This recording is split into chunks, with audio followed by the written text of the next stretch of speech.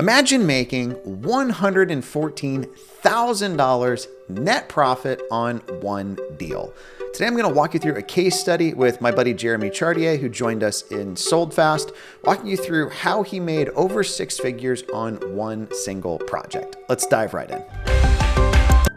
Jeremy, I really appreciate you hopping on and hanging out with me today. I think most people, when they get into real estate, kind of have this goal of like, I want to make six figures a year.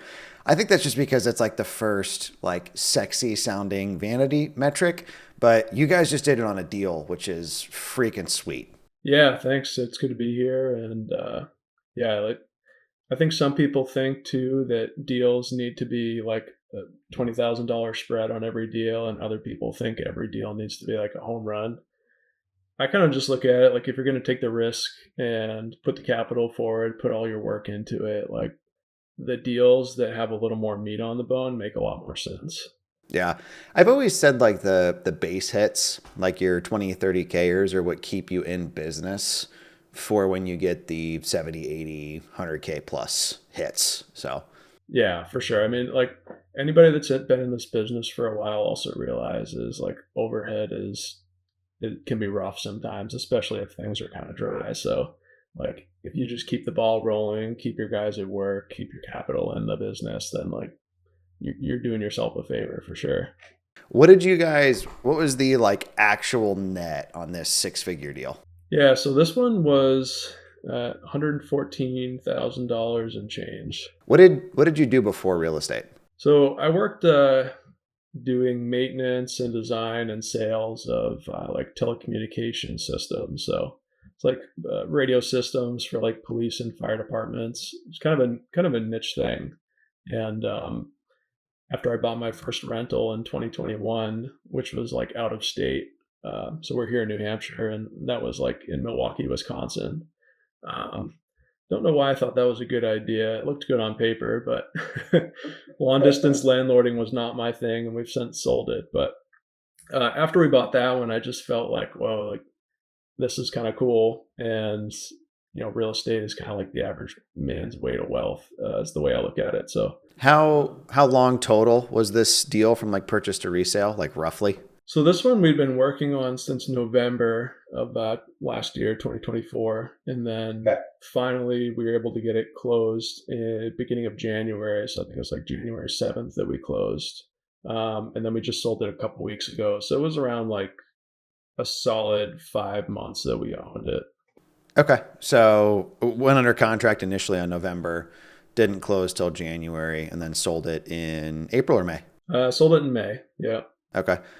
Easier or harder to make 114K doing radio sales or what you just did?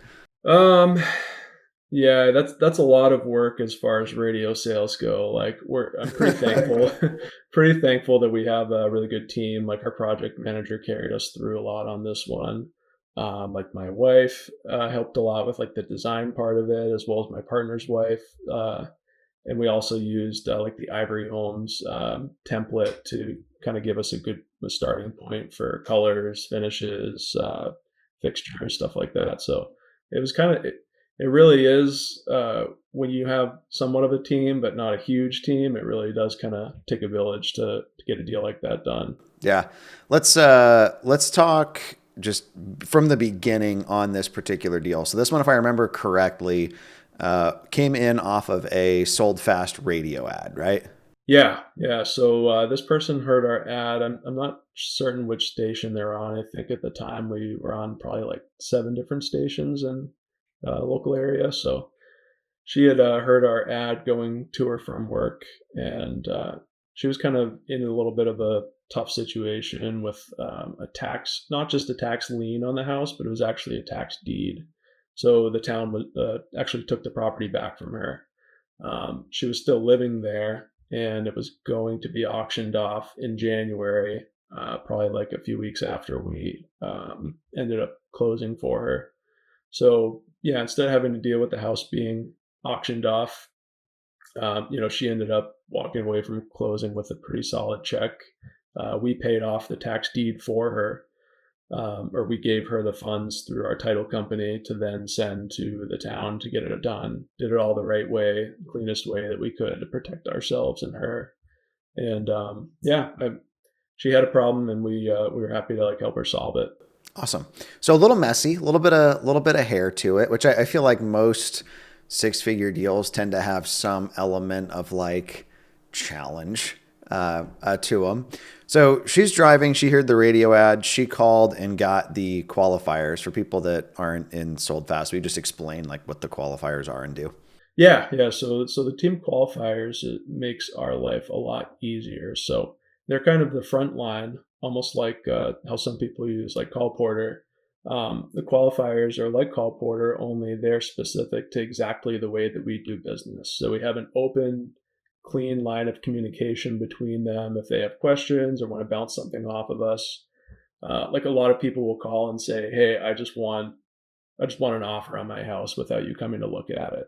Like that can be tough because we don't like to make offers on stuff that we have no idea what it looks like. um, but they'll like bounce stuff like that off of us or see if it's something we'd be interested in. But yeah, they understand our business. They understand how things work and what we do. So they can kind of search through whatever's going on with the seller and figure out whether it's better to be a cash buy or maybe it seems more like a listing. And then we can get our agent involved as well to take a look, evaluate, and see how we can help somebody.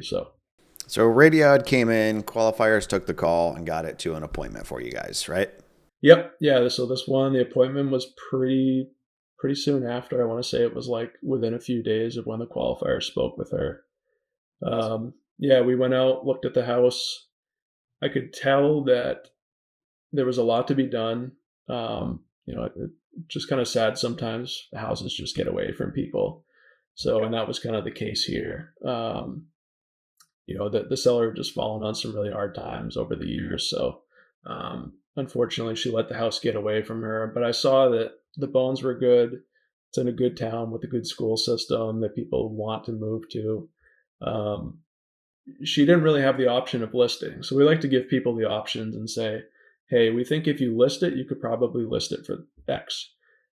If we were going to buy it as a cash deal, here's what we can offer you in regards to that. And, just explain like the differences between listing and selling for cash.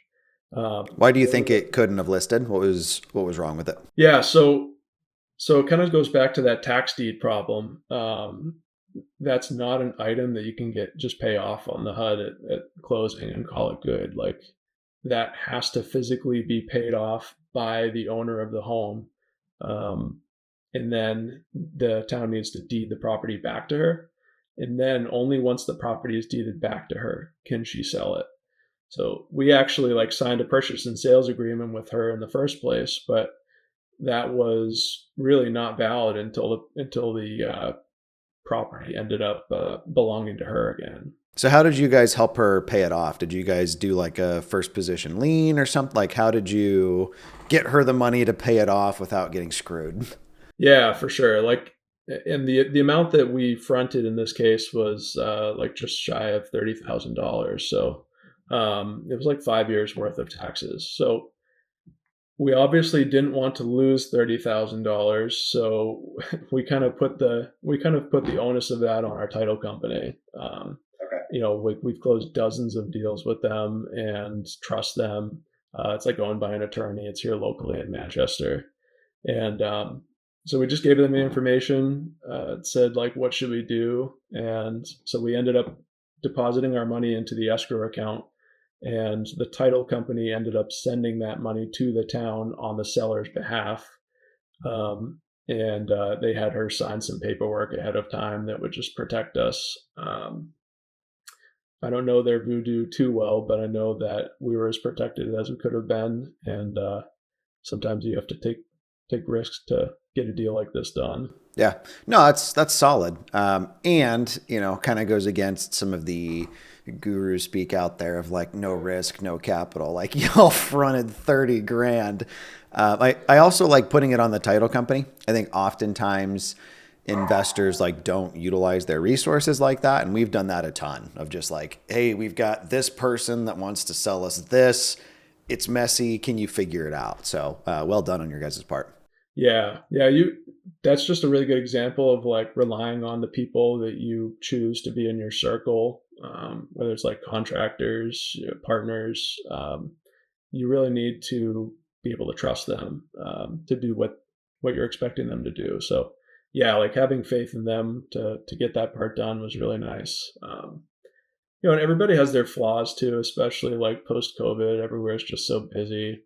People have a lot of stuff going on. People can be flighty, but like at the end of the day, it's not worth like accepting a title company that like you can't trust to get it done. So Yeah. I also feel like that excuse is starting to get old. It's like you can only blame things on something that happened in like 2019 for so long. yeah, Right. What did you guys end up buying this place for? What was your purchase price? yeah. So we ended up buying it for, including paying off the tax lien, was $230,703.73. Good round number. There you go. Rolls off the tongue. Yeah. What did your scope of work look like? Like kind of paint the picture for us of, what major things you did, what your total budget was, what did the construction on this look like? Yeah, for sure. Like, so the bones on the house were good. And it's like a 1991 build, so it's not super old, but because of some of those deferred maintenance items, like the roof went bad. What is that, like 8 years ago? Is when she had it replaced because it had been bad for a while. So we had a lot of like moisture issues in the attic, and then it come down onto some of the drywall, especially like above the bathrooms that we had to take care of. So just stuff all over the yard. There was a dead camper that was like covered in mold on the inside that we luckily found somebody to take for free, which was really nice. But yeah, I mean, like our scope is pretty much cleaning out the yard, getting all of the many years of no yard maintenance done, cleaning out the house, quite a bit of stuff that was accumulated in there, getting rid of like mold in the upstairs, especially above the bathrooms, like we said. But there's mold in like a couple other places as well.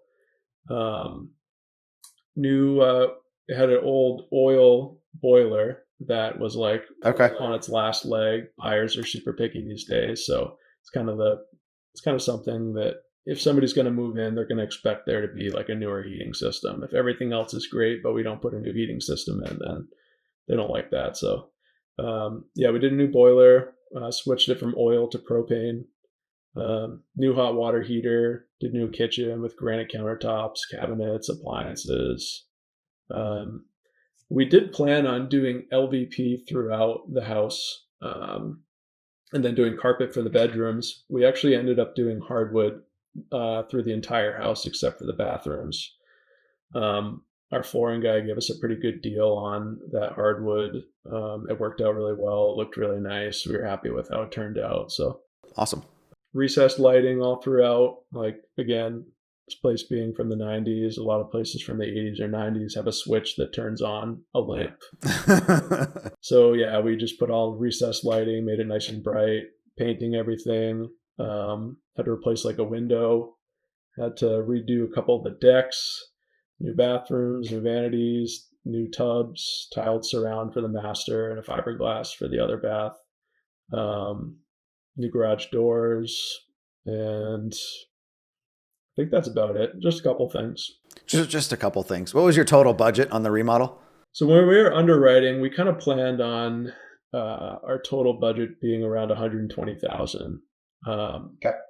And then as we were going along toward the beginning, we said actually it's probably going to be closer to like 90,000, and it ended up kind of being somewhere in the middle. We ended up spending like 107,000 total in rehab. So you bought it for 230, right?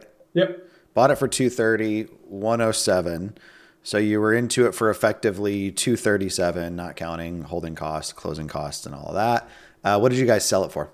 So we ended up selling it for $529,900, we actually did open house first weekend, like right after we listed it, and we had some people walk through. I think we had a total of like maybe 10 different buyers, potential buyers, and we only got one offer. So we were like, what the heck? Uh, it ended up kind of being everybody's like, we love the house. The yard is like not that great. And I'm like, yeah, well, it's a 2.5 acre lot and it's in like a rural area. So, but yeah, the yard's not all that big. So that was like a sticking point for some people. But we got an offer for 520. We, after like day 5, I think, countered them at list price and they said okay. So important takeaway there. It does only take one person to buy the house. And sometimes the offer you get is going to be the only one. When my wife and I sold our place in Florida, it was actually pretty similar. We listed it. We got one offer from a couple and it was contingent on selling their house. And I was like, ew, like, I don't want a contingent offer. And they were like, no, like we're going to put like 50% down conventional. We can probably afford this house and our house. And we ended up being like, okay, I guess. But it was the only offer that came through. It ended up closing. So, sometimes you got to take what you can get. You'd mentioned not that big of a lot, but you said 2.5 acres. Are properties in your market typically on more acreage than that? Yeah. I mean, this town in particular is pretty much it's a pretty rural community. It's a little bit larger than some other towns population wise, but yeah, a lot of people have like 5, 10, 30 acre lots around there. But um, yeah, 2.5 is still like a decent sized lot. There are some like 3/4 acre lots in like some developments in the area. So Dude, out here in San Diego, there's some lots that are like a postage stamp. Like the houses are almost touching. So you said that was like not a great lot. And I'm like, what do you mean? So one of those yeah, regional that's what I things. thought.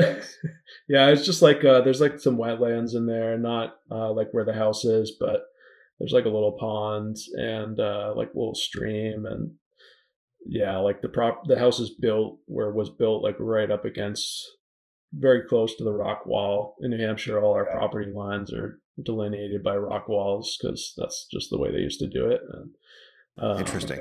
yeah, I think it's actually illegal to tear down a rock wall in New Hampshire. Huh. Yeah, That's cool though. It's kind of like, it beats like a wooden stick with a pink flag on it, which is what we get most other places. Um, right. so, you were all in for 337. You sold for 529. So if we were doing like guru math, it's like, oh, we made 192, but you didn't actually net 192. You said the net was right at like 117-ish. Yeah, so the net was like 114. Some of the other costs that people tend to not consider are like buying costs, right? So not even including like the tax that we had to pay off, the tax deed, that's included in the purchase price. But New Hampshire has like a 1.5% of the sale price transfer tax, which is usually split between the buyer and the seller. Um, we offered to pay both sides of that to this particular seller to help her net a little bit more.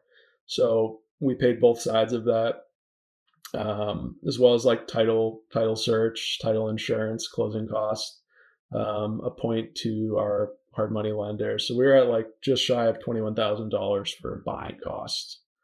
Um, then like holding costs, as we were paying on the hard money loan throughout the term of the loan, we spent like $5,300 in payments to them as well, just interest only. What rate And did you then borrow at? so we get 12% and 1 point. Usually we have like a 3 month minimum. So if we got done with the project really quick and sold it in 2, then we still have to pay for 3 months. But the lender we work with is awesome. We've used them on a bunch of projects. We've used them on PERS that we've refied out of, used them on flips. They trust us to know what we're doing and give us like really good terms, really good LTV as well. Like other than paying off this lady's tax lien or tax deed, we didn't have to actually like bring any money to closing. Got it. So they'll cover your purchasing, your remodel. Yeah. Yep. Awesome. So yeah, I mean, selling costs as well are something that people forget about. It's really expensive to pay real estate agents to kind of do what they do sometimes. Some of them are like a little more greedy than others. Some will ask for like 2.5 or 3%. Others are fine with 2%. Um, I guess it has to do with whatever value they feel like they're bringing to their client. But at the end of the day, is it worth getting hung up over like a real small amount of money if you're getting a good offer from that buyer? Probably not. So On the buyer's agent side, right? Is that what you're talking about? right, yeah, and we pay our agent as well to list the property for us, and she handles all of dealing with that kind of thing because my partner's licensed, but he's also really busy. So just having a license doesn't mean that you should be the one listing the place. Like, what's the best use of your time? The best use of his time isn't answering phone calls from buyers agents. About a lockbox not working or something. Yeah, right. One of the things we do in SoldFast is we'll find a local agent that we refer things to that don't make sense on the cash side, but in exchange for that, we're typically negotiating some sort of a cheaper rate. I won't throw out what we're paying Jan just for her privacy, but definitely helps not paying like 3% on both sides for sure. Yeah, yeah, we save some costs there for sure, which is nice because if you can, I used to have this mentality like, oh, if I just spend an extra couple $1,000s on this or that, like it's not a big deal. But now, really, when you kind of get into the nitty gritty of it, you realize that you waste a lot of money unintentionally on just other stuff. So it's really good to keep things as tight as you can. I was talking to a friend of mine here in San Diego that does like some pretty big projects. And that's what we were talking about is it's more often, it's not like I get into a rehab and there's some earth shattering surprise. It's like all of the small compromises that stack up. One we've got going right now, the day of closing, who was doing our insurance put a moratorium in place due to heavy rainfall. They were worried about flooding.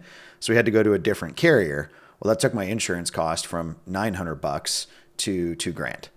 And then when we started to get into clean out, it's a newer market for us. The like go-to folks people were recommending were all coming back at like $2,000, $2,500 when I'd budgeted $1,000. So it's like just that first doubling in costs was like, okay, that's 3% of our profit. Then if I would have been lazy and taken clean out's a little bit more, I'm now negative 6% of my profit and I haven't even started yet. So I think it's kind of those just real estate investors often take the convenient or the path they've known versus like, am I getting the best deal here? Or should I shop around or should I get different bids or should I explore getting materials from somewhere else? So totally agree with you. It's all those little costs. Yeah, and you just have to be like confident too in the product that you're delivering as well. Like knowing that you are going through and doing all of these things like to the best of your ability, right? Like when we sold this property, I really enjoyed sitting across the table from like the first time home buyers with the little baby that were buying it. It just like felt really good because I know everything that went into this house. And like at the end of the day, right? I think you've talked about this before too, but like if you see somebody that you sold a property to at the grocery store, you want to be able to say hi and like, how's it going? Not Oh crap. trying to walk around. Yeah. So that feels good to just give like that kind of product. But Awesome, man. 114K net on this deal. What advice do you have for somebody that's wanting to get into doing thicker margin deals like this? yeah, for sure. Like I think that just going back to what we briefly talked about before, when I started investing in real estate and like started my business long before SoldFast, I had like $14,000 that I like started with, and I was like, this kind of has to work because if I lose the $14,000, I just quit my W-2 job and like I don't know what I'm gonna do. Um, and so definitely like never quitting. You can't lose if you don't quit.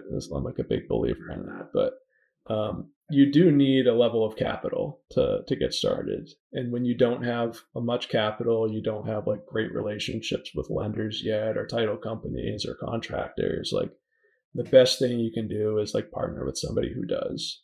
Um, like a lot of people, like us included, if you brought a deal that you would want to do together, like we'd absolutely JV it and do it together, because everybody's looking for deals. It's really hard to find good deals sometimes. It's easy to find deals, but not really good deals.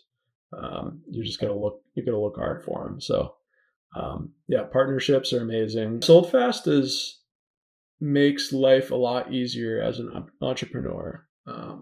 One of the things with like running your own business, which I did for right about 3 years before moving over to SoldFast, is you have to build all of those systems yourself. And then when there's a problem with that system or it needs adjustment, you're the one that has to fix it, kind of re-steer the ship. You still have all of your costs going out every month for like your call answering service, which you should absolutely be using if you're trying to run your own business. Your direct mail that goes out, which has been like a staple of our marketing. We've been like 95% direct mail probably. And yeah, SoldFast just puts all of the things that I never wanted to do or never really wanted to be super involved with, and puts them into one place. And it's kind of on autopilot. Like, you and I have meetings about marketing, probably on average, like once every month or so. That's like about it with marketing. I don't have to keep track of the lists, and I don't have to think too much about that side of things. That's kind of on you, which feels good because you taught me how to do direct. So yeah, SoldFast has been really good for just like peace of mind, the ability to spend more time with my family. Sometimes I'm like looking for more like purpose in my life.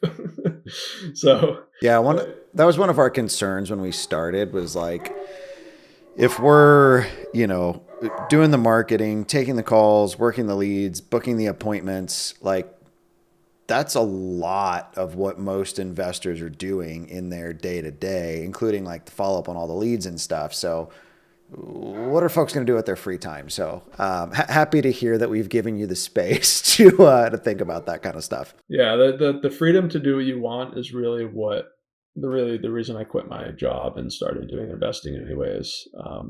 I was kind of sick of trading my time for money.